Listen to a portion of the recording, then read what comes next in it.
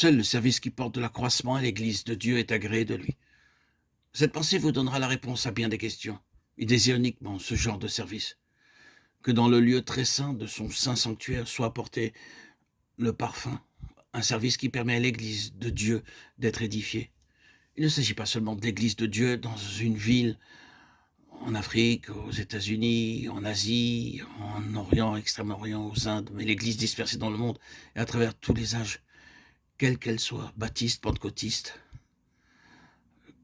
avec tous les noms, dans toute leur diversité qu'ils peuvent avoir, toutes les dénominations possibles.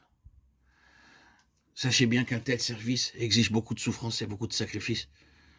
Nous voyons que les vêtements de notre Seigneur Jésus-Christ sont pleins de parfums. Tous les vêtements sentent la myrrhe, l'aloès et la casse, psaume 45:8. Comment les vêtements du Seigneur Jésus-Christ obtiennent cette odeur d'aromate? Tout d'abord, il devint homme et comme tel souffrit pour nous. Humble, il supporta en notre faveur toutes les injures, il mourut et ressuscita le troisième jour. C'est ainsi que ces vêtements recueillirent tes aromates. Nous avons aussi à partager ses souffrances. C'est seulement de cette manière que nos vies répandent le parfum délicat de ces mêmes aromates. 1 Pierre 2, 21-24. C'est pourquoi Joseph eut à souffrir beaucoup. Si Dieu l'avait voulu, Joseph aurait pu échapper à la souffrance, mais Dieu permit cela pour un but. Joseph fut haï, trahi, abandonné et rejeté par ses propres frères. Il fut enlevé de son foyer, vécut comme un esclave pendant de nombreuses années, et fut continuellement tenté par toutes les tentations de la chair. Il fut jeté en prison, abandonné, oublié, faussement accusé. Alors Dieu l'éleva sur le trône. Il fut rendu capable de servir toute la nation.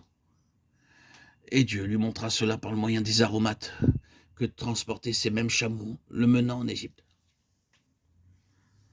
Certains aromates poussent dans des endroits solitaires. Il se peut que vous demandiez pourquoi Dieu m'a gardé dans ce lieu solitaire, pénible, difficile, n'ayant personne à lui parler, personne avec qui adorer, personne avec qui prier. Je suis tout seul, je suis le seul dans ma famille. Mère et père sont contre moi, ainsi que tous les autres.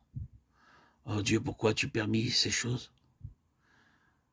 Passez-vous par une telle expérience? Êtes-vous vendu par vos frères? Êtes-vous rejeté par eux? Êtes-vous pareillement jeté dans un puits profond et sec? Le lieu où vous vous trouvez est-il solitaire et éloigné? Traversez-vous quelques tentations de la chair? Alors rappelez-vous que dans ce chemin, vous rassemblez des aromates pour la maison de Dieu. Vos vêtements en seront trempés et imprégnés de leur parfum. Lorsque vous serez promis au ciel, vous les transporterez avec vous là-haut. Oui. Les aromates se trouvent généralement dans des lieux difficiles et solitaires. Mais vous êtes le chant de Dieu. Lorsque le vent du nord et du sud souffleront, alors vous connaîtrez pourquoi vous êtes resté là pendant si longtemps. La même huile d'onction utilisée pour le souverain sacrificateur l'était également pour la purification de la lèpre.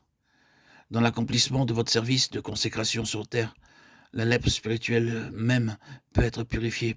Puisse le Seigneur vous enseigner comment le servir et comment rassembler des aromates pour lui.